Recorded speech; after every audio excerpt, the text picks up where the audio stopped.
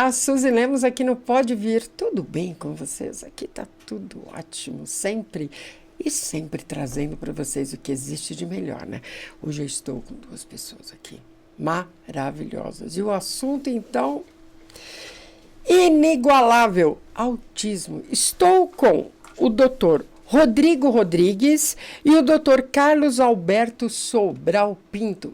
Pessoas, assim, além de estimadas, uma competência inexplicável. Então, estamos aqui, doutor Rodrigo, muito prazer em recebê-lo aqui. É uma honra nossa tê-lo aqui conosco. Suzy, prazer. Agradeço o convite. Era uma pauta que a gente já vinha tentando encaixar há um tempo e que bom que deu certo e estamos aqui para falar um pouco sobre o tema, que é um tema delicado, muito importante. Com certeza.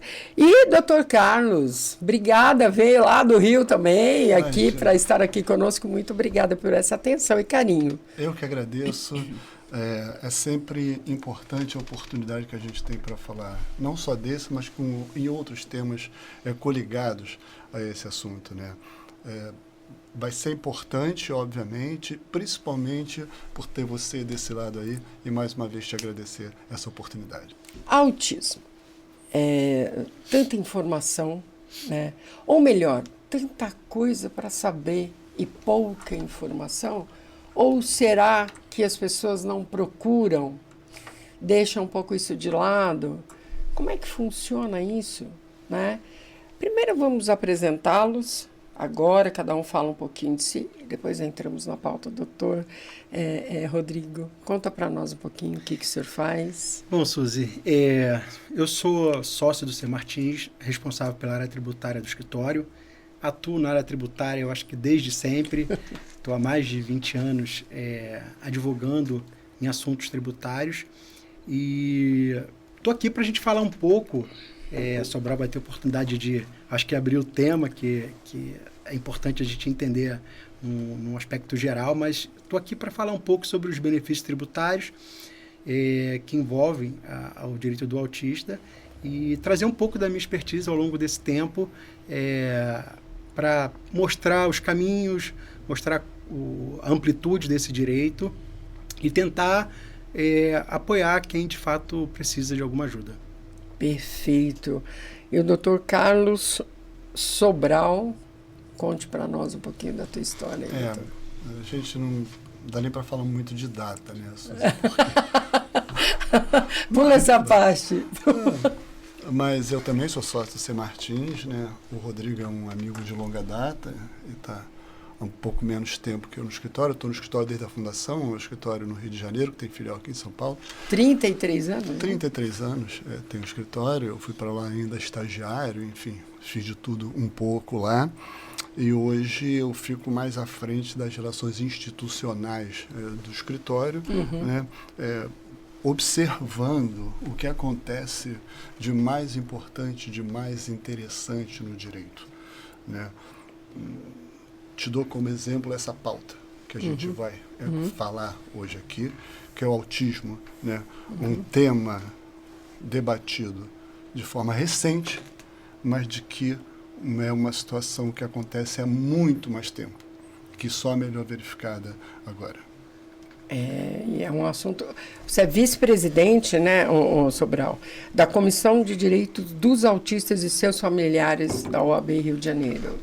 Eu estou como vice-presidente desde a gestão passada e agora fui reconduzido e vou pedir tua permissão para falar aqui também pela Ana Carolina Facioli, que é a nossa presidente da comissão, certo. Que é obviamente advogada e mãe atípica também. Okay. E eu queria só falar um detalhe importante aqui, não em nome da OAB, mas também pela OAB, que foi muito feliz a OAB quando nomeou a comissão. Porque, veja bem, é a comissão da defesa dos direitos do autista e seus familiares. Exato. Isso é muito importante, sabe, Suzy? A gente ressaltar aqui essa questão do suporte necessário para as famílias. Engloba, né? Porque todo mundo vive a mesma situação, né? Todos vivem essa situação dentro da casa, né? E o mais interessante, isso aqui eu falo para quem vive a situação ou não, o seguinte, existem dados aí que informam que hoje não, isso desde lá de trás, tá? O índice de separação que ocorre quando um casal tem um filho, aqui nós estamos falando de autismo, mas eu estou generalizando a situação, tá? Quando o casal tem um filho com qualquer deficiência, seja ela qual for, às vezes o abençoado do pai, ele sai fora, né? E deixa a mãe cuidando da criança na situação ainda pequena, lógico, ou talvez, sei lá, de que idade for. Isso é uma coisa, a gente precisa raciocinar, pensar. São seres humanos. Isso envolve amor, acolhimento, abraço, carinho, entendimento. Eu não consigo enxergar que uma pessoa que tem um filho independente, é um ser humano, né? Porque isso não é doença, ok? Agora vamos voltar aqui com essas pessoas maravilhosas. Foi somente uma parte, né? Então vamos conversar um pouquinho aqui, o Dr. Carlos. Começaremos assim. Explica para nós, porque tem uma lei, começou tudo isso da Berenice Piana, né? Que é uma lei que foi instituída de direitos referente às pessoas com autismo. Né? Na verdade, a lei ela inseriu a política. Ok, tá. A lei é a posterior, que é a lei, que é o Estatuto da Pessoa com Deficiência. Mas deixa, se me permite dar um rewind aqui, voltar um pouquinho. Lógico. No que você falou com relação às separações, né? E aí eu ia falar uma coisa, mas você se adiantou no ponto que foi importante. Não é verdade, porque o autismo, né? É importante a gente ter o conceito efetivo, né? É uma condição de neurodiversidade que influencia a forma como a pessoa se comunica. E aí a gente teve um comunicador durante muito tempo aqui que dizia que quem não se comunica se trumbica, né? E ao que parece isso acaba respingando um pouco em uma pessoa que não tem uma doença, e esse gancho que eu queria pegar do que você falou, Suzy, que é um transtorno do espectro autista, que é o TEA, e não é uma doença. E é o que me parece, quando o filho ou a filha, enfim, ou o ente próximo, tem uma doença, parece que isso é melhor recebido para um tratamento do que quando não é uma doença, que é apenas não, mas que é uma deficiência, você tratar de um transtorno. Enfim, eu queria fazer esse parênteses, porque você colocou muito bem, e eu queria avançar só porque me ocorreu isso agora também. Interessante, porque se é uma doença, muitos ficam juntos, vão ali até o final, mas se não é uma doença, é uma deficiência, isso causa um mal-estar e muito provavelmente uma separação, e que a gente não pode falar em percentual, mas o índice é muito grande. Eu acho que falta ainda culturalmente a sociedade entender conscientização. Conscientização, é exatamente isso.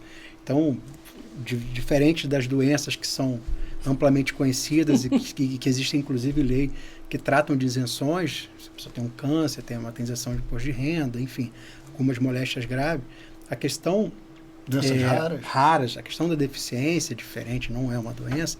Então, culturalmente, a sociedade ela precisa trabalhar para que isso seja devidamente assimilado e tratado de forma igual. Então, a gente tem um descompasso também um pouco desse fator tempo. É um tema recente, entre aspas, que está sendo tratado por nós. Então, isso influencia. Até no gancho, assim, na verdade a gente está... É um gancho atrás do outro, né, Suzy? Assim, porque uma coisa puxa a outra. E o que o Rodrigo falou, assim, é recente. Recente é o diagnóstico. E concordando com o que você disse, né? Por quê? Porque até 10 anos atrás, vamos dizer assim, talvez um pouco mais de 10 anos atrás, você não tinha como diagnosticar, né? Precisamente se a pessoa era autista. Até porque o autismo, você tem os níveis. né? Eu tenho 1, tenho 2, tenho 3. O 1 que pode passar despercebido, o 3, há algum tempo atrás, você não sabia o que era. Alguma coisa não estava bem, mas não necessariamente ser diagnosticado como autismo, né? Então, a questão da deficiência, ela passa, na deficiência como um todo, na deficiência de um modo geral, né, que vem aqui para o autismo com a Berenice Spiana e que depois vem também para o próprio Estatuto da Pessoa com Deficiência, ela passa por uma palavra que é fundamental: inclusão. Uhum. É assim que a gente tem que observar. Eu recebi um vídeo no outro dia, depois eu te passo, que é o contrário. Se o mundo fosse feito para os deficientes. É muito interessante, porque a gente não se adapta. A pia mais baixa, as rampas, e tudo que necessariamente deveria ter sido feito, ou deve ser feito para eles, e não é, se fosse feito ao contrário, nós também não nos adaptaríamos. E será que seria assim? Então, eu vejo que toda essa questão do autismo, das pessoas com deficiência, onde o autismo está inserido, passa necessariamente por uma palavra que se chama inclusão. Se não outras também, mas por enquanto a gente fala de inclusão. São várias, né? São várias, porque a gente São fala várias. de inclusão, a gente fala de acolhimento, Uhum. a gente fala de percepção, Uhum. a gente fala de afeto e a gente fala de respeito. Uma palavrinha tão pequena chamada respeito, né? Tão simples, né? E- Difícil de usar, né? Para algumas pessoas. é, Mas deixa para lá, né? Vamos... Aquela coisa, né? Façamos a nossa parte, uhum. né? Tentando passar para os nossos amigos o que pode ser feito, tanto em nível de acolhimento, quanto em nível tributário, em nível de direito, quais são os direitos que tem, que não tem, que nós falaremos daqui a pouquinho. O doutor Rodrigo está quietinho, mas daqui a pouco ele fala. Vocês verão já, entendeu? E aí, agora, sobrou aproveitando o gancho, os famosos ganchos, né? Eu acho interessante uma seguinte situação. Para que você tenha, tá, o diagnóstico, a pessoa tem autismo. Ok. Na minha, o pouco que sei, tá, passa-se para um psicólogo, do psicólogo para um neurologista, ok? E esse neurologista faz os exames e detecta, tem 1, 2, 3, sei lá, várias fases, né, do autismo. Ok. Pelo que nós comentamos há pouco, tá, existe ou existia um problema muito sério na avaliação desses exames. Uhum. O diagnóstico disso. E você foi fazer uma tomografia, grosso modo, né? A tomografia que vai gerar uma imagem. Essa imagem você pode levar para o seu médico, que te pediu, seja um ortopedista, ele pode colocar lá na tela dele e observar. Só que essa imagem, ela não vai sozinha, ela tem que ir acompanhada de um laudo médico, do profissional técnico que foi lá e produziu a imagem através do exame, e o laudo do médico que na hora está, né, que trabalha ali no centro, enfim, alguma coisa, para que esse laudo seja avaliado. Só que a gente, nessa hipótese, está diante de uma imagem que você fez especificamente. Você está lá, olhou, eu tive há 2 meses uma lesão no tornozelo. O que eu fiz o exame, fiz o laudo, quando levei para o meu médico, ele falou, cara, você não quebrou por pouco. Mas, sério, por pouco você não quebrou o tornozelo. Eu falei, caramba, doutor, e tal, não sei o quê. Quando a gente fala de uma situação como o autismo, você não tem uma imagem para produzir esse laudo. Você tem a possibilidade de um diagnóstico que é proferido, que é realizado após uma sessão de testes, de consultas, Uma avaliação de técnica, uma avaliação técnica cuja precisão é muito mais difícil do que se você estiver analisando uma imagem, correto? Ok. Quando você, assim, pelo que a gente observa e até das questões que chegam no próprio judiciário, e não vou falar em banalização da situação do autista ou do diagnóstico, mas é que esse diagnóstico ele não pode e não deve ser elaborado de forma genérica. Eu quero dizer com isso. Ah, você é autista. Então, se você é autista, você precisa disso aqui. Não. Você é autista, mas você pode ser suporte 1, você pode ser suporte 2, você pode ser suporte 3. E daí, então, o tratamento a ser dado, o acompanhamento pela família, pelos profissionais, pelo colégio, tem que ser de acordo com aquela pessoa. Porque é individual. Você não está falando, por exemplo, vou fazer outra comparação a grosso modo, pandemia. Olha, o tratamento é esse aqui, mesmo assim que no começo foi difícil. É esse aqui, por quê? Porque é uma doença. Então, você vai tratar a doença daquele jeito. No caso do espectro autismo, não é uma doença. Então, é uma questão, como eu disse, é uma condição de neurodiversidade. Eu ainda olho para o conceito para que isso não seja observado e entendido pelas pessoas de forma errônea. Autismo é uma condição de neurodiversidade da forma como a pessoa se comunica. Então, para você chegar nesse laudo de uma forma mais aproximada possível, ele não pode ser genérico. Ele tem que ser individual. E, se não me engano, acho que há uns 15 dias atrás foi publicado no Globo uma reportagem dizendo, para uma médica afirmando, dizendo que todo mundo agora tem TDAH ou é autista. Então, o que o Sobral colocou é exatamente isso. Não dá para ser um diagnóstico simples e feito de forma célere. Então, tem que ser muito bem tratado. Tem que ser muito bem... de uma forma, pelo amor de Deus. Vai na farmácia e tudo bem, né? Ali o cara me fala o que eu tenho. Gente, não banalizar. Não tem como. Agora, doutor Rodrigo, já indo... Eu estou já indo para o doutor Rodrigo porque eles voltarão, viu? Não vai ficar só nisso aqui, eles voltam. Então, vou no doutor Rodrigo.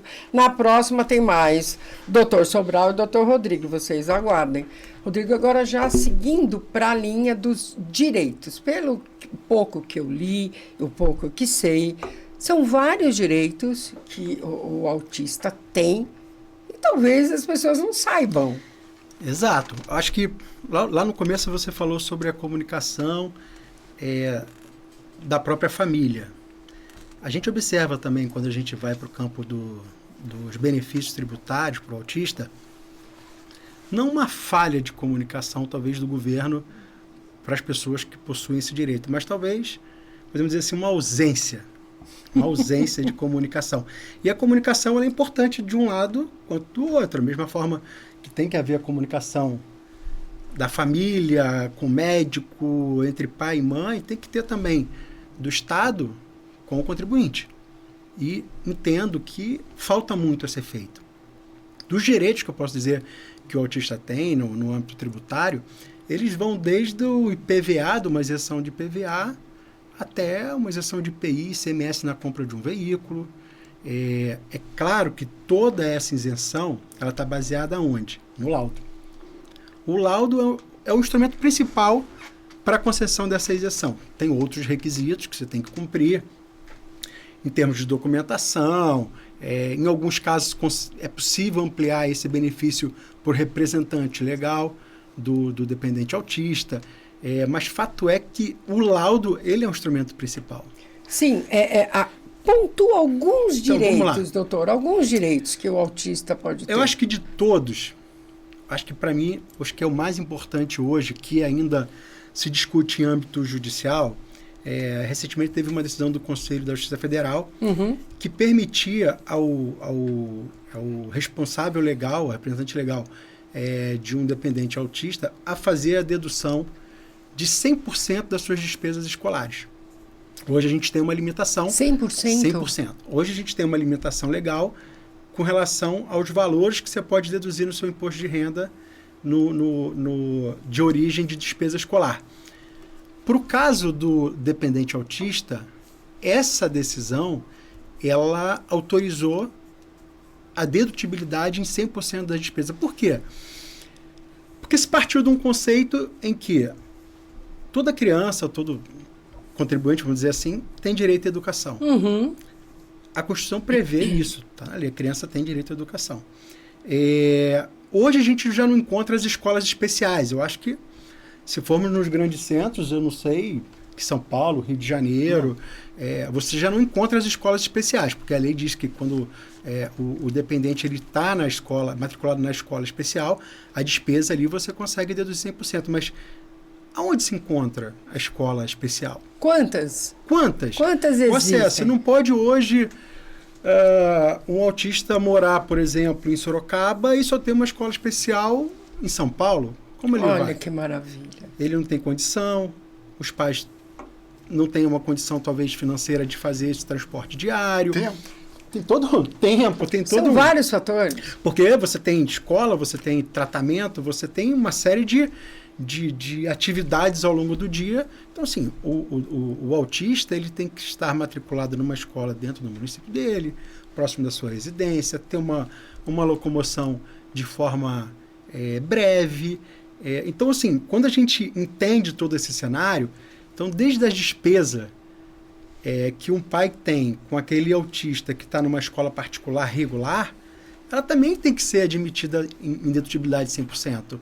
Então, a gente vai desde o imposto de renda, estou dando um exemplo que eu acho que esse atinge muita gente, até propriamente o IPVA, quando ele compra um veículo, aí você tem uma limitação. Por exemplo, no caso do IPVA, você pode comprar um carro aqui em São Paulo até 120 mil, mas a sua isenção ela abarca até o valor de 70 mil reais. Isso dentro do ICMS, dentro do IPI. O IPI também tem que estar isento nesse caso. Então, assim, tudo isso, todo esse benefício, ele está olhando o cenário do dependente. O IPTU. IPTU é um outro ponto. No Rio de Janeiro a gente tem a isenção do IPTU. Mas lá no Rio, por exemplo, há uma limitação do tamanho do imóvel. Aqui em Sorocaba não. Tem que ser um imóvel único, independente do tamanho. Você tem uma isenção do IPTU. Então, assim, se a gente percorrer todos os âmbitos tributários, seja a esfera federal, estadual ou municipal, tem ali, acho que nos grandes centros, uma previsão de isenção para qualquer tipo de pleito, seja, como eu disse, ICMS, IPI, IPTU, IPVA e tantos outros que dá para se discutir. Olha, são tantas as informações, né, que vocês precisam buscar isso. Aqui nós trouxemos essas duas pessoas maravilhosas para que vocês comecem a entender tudo isso, tá? Procure, se informe, vai atrás, descubra o que pode, o que não pode, entendeu? Aqui nós temos dois profissionais, como eu disse, em áreas distintas, os dois são advogados, sim, mas são áreas distintas que trarão para vocês todas as informações que vocês precisam para solucionar esses problemas. Aqui é a solução. O que como e como resolver. Como você pode caminhar, de que forma você pode caminhar, tá? Então falaremos mais um pouquinho com eles e depois eles voltam outro dia para conversar conosco. Agora, continuando um pouquinho aqui com o Sobral, né? Sobral, vocês têm, inclusive, tem uma cartilha que fala com cuidados sobre esse assunto, né? Sim. São 60 páginas. É bastante interessante, porque, como você bem disse, e mais uma vez, e como eu disse lá no começo com relação a essa comunicação, ao que parece muitas vezes essa comunicação causada por essa neurodiversidade, etc., ela quase que passa para os pais. porque falta a informação. Ou melhor, talvez não chegue a informação. E muitas vezes a preocupação da família autista é tanta, é por isso que eu até disse que quem não se comunica se trumbica, né? Para o autista, né? Aquilo faz parte da vida dele, e se não tiver a família ali para dar esse suporte, para dar esse apoio, esse jargão que eu utilizei aqui do comunicador que a gente teve outrora, ele pode acontecer. Por isso é importante a família, ela estar envolvida, né? E aí o que a gente tratou lá na comissão, que vai se repetir esse ano, para que essa informação seja passada, para que essa informação chegue à família do autista e até muitos, por exemplo, um dos capítulos aqui é escrito por um autista da cartilha. Então, dependendo do nível de suporte dele e da alta habilidade que ele tiver, a gente tem hoje um campeão mundial de MotoGP. E vários que é a Fórmula outros, 1 das motocicletas, que é autista. Está até contundido agora, não está andando porque eu acompanho, mas é autista. Então, o papel nosso, e aqui, inclusive, é de informar.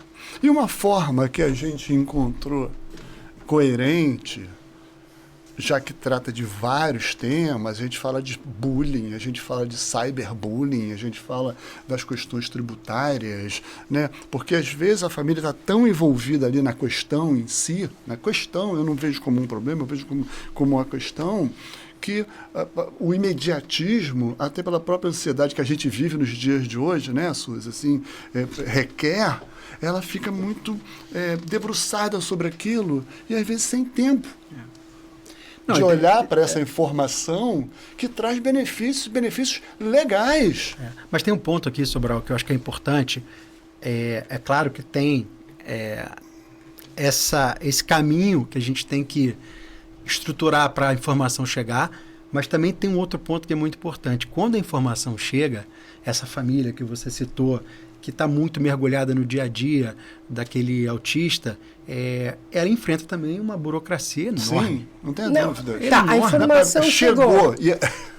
Pronto. E aí? Íamos falar, Então, a gente... O que eu faço com isso? Então, assim, vamos dar um exemplo aqui. A gente tem uma família que é estruturada, ela conhece informação, ela tem acesso, por exemplo, à internet, ela sabe como proceder, porque acho que a maioria aqui são pedidos... são requerimentos online, você tem que entrar no portal da prefeitura ou da Secretaria de Fazenda, seja lá o que for. Tem famílias que, de fato, têm esse acesso, têm esse conhecimento. E as outras famílias? Que não têm? A dificuldade que tem de ter uma internet em casa, de ter um acesso, e aí ela tem que se deslocar a um atendimento no órgão público, levar documentos, enfim, enfrentar toda aquela burocracia. E quando ela chega lá no ponto, vamos dizer assim, no ponto final, ela se depara também com algumas limitações de valor. Tudo bem, a gente está falando hoje de um automóvel de 120 mil reais. Hoje um automóvel de 120 mil reais... vamos procurar no mercado para você achar um automóvel que você precise acomodar bem uma família. É difícil. Então, carro popular? Então, cadê o carro popular? Então, não temos. Então, assim, temos alguns steps a enfrentar. O primeiro é fazer com que a informação chegue a essas famílias. O segundo step é fazer com que essa burocracia seja cada vez menor, seja assim, uma coisa muito, sei lá, talvez um sistema que emitiu facilitador. Facilitador. Rodrigo e Sobral, agora eu venho farei um pedido, né, aos dois agora. Pois não. Deixemos essa situação no ar aqui e a próxima vinda de vocês, vamos colocar isso, vamos esmiuçar, decupar isso para ajudar as pessoas. Por onde eu começo? O que eu faço? Quem eu procuro? Sim, claro. Né? Para que nós possamos direcionar quem realmente precisa, independente de qualquer coisa, tá? Porque eu sei que vocês, no contexto geral, né, eu digo o nome porque eu tenho que dizer que a C. Martins, a preocupação de vocês em relação a isso é muito grande, que possam até passar algumas informações, né, via online, Sim, claro. não sei como, e aí se nós pudéssemos tocar isso numa próxima entrevista, pode ser? Sem dúvida. Sem dúvida. Estamos à disposição. Com certeza. Então, olha, eu queria ficar com vocês aqui um tempão, mas infelizmente não dá, né? Rodrigo, agradeço demais a tua presença, Sobral. Muito Imagina. obrigada a vinda de vocês aqui no nosso espaço. Recebo vocês com muito carinho e espero que retornem também com muito carinho. Suzy, agradeço. É até bom o tema não ter sido esgotado, Exatamente. porque a gente tem mais oportunidades para Tem assunto, hein? para estar aqui com você e, enfim, diversificar essa pauta. Mas agradeço mais uma vez o convite. C. Martins, com a frente do Sobral, tem sido um escritório muito atuante nesse sentido de apoiar as famílias, e para a gente é importante poder transmitir essa mensagem e poder divulgar o direito do autista. Aqui está sempre aberto para isso. Mais uma vez eu te agradeço e agradeço você também, amigo, porque foi por conta de você que eu estou aqui. Não, é verdade, foi assim, não foi? Olha, sem dúvida. Convidado, que tal, levamos pro Rodrigo, que é o nosso CEO do escritório, o nosso diretor, enfim, ele na hora aprovou. Vamos embora, eu cheguei de viagem ontem, hoje já estou aqui, é uma grande oportunidade. Sobral, só te interromper. A sua condição e o tema são relevantes demais para não ter você aqui. Para não ter a tua presença, ficaria difícil. Não, imagina, assim, eu acho que tudo é um trabalho em equipe, é um trabalho em conjunto, esse teu papel aqui também é fundamental. Muito obrigada. Por conta desse canal que você abre, dessa possibilidade que você dá para se falar sobre tema. E, por fim, na verdade, quem tem que agradecer sou eu, quem tem que agradecer é o C. Martins, da gente de estarmos aqui, e na hora que você convidar, por favor. Muito obrigado e estou à Imagina. disposição. Muito obrigado a vocês. Obrigado. O que eu falo para vocês? Informação é tudo. O Pode Vir aqui está para você. Pode vir, vem aqui, fique conosco. Você encontrará as melhores informações, como estas aqui que vocês acabaram de ouvir. E tem muita coisa ainda para falar. Entendeu? São pessoas que... Gente, hoje na internet você encontra de tudo. Qualquer coisa. Então, nós temos que ter o quê? O cuidado para discernir o que é certo, o que é errado, o que é verdadeiro, o que é falso. Então, observe bem nisso, não caia nessas coisas todas que tem por aí na internet. Tá? Seja criterioso, principalmente num assunto como esse. E nós estamos aqui sempre para ajudá-lo de todas as formas. Tem dúvida? Manda perguntinha, que com certeza eles responderão, não eu. Vocês podem ter certeza disso. Queridos, muito obrigada de estarem aqui conosco e até a próxima.